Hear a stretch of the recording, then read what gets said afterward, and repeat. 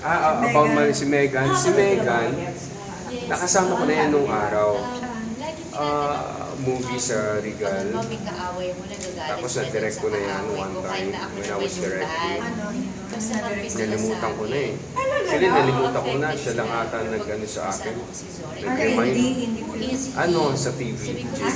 Oo, matagal na yun. Bata pa siya. Confused ba ang mga bagay? Ngayon, hindi ko akalain na ganyan, na ano siya, bubbly, na full of energy, kahit 4 AM na, hyper pa rin. Tapos may hilig kumain pero hindi tumataba. Oo, at saka ano siya,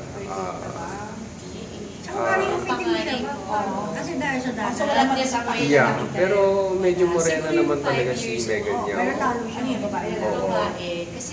At saka ano, maganda talaga siya. Especially up close, personal. Maganda si Megan. Kung binata ka. May ganun. Posibilidad na ligawan mo siya kung binata ka pa.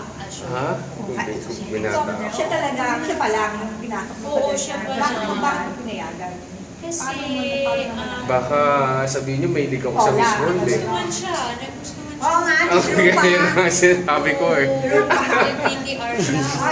at least, Nag-post siya. meron ka May sarili ka sa Instagram.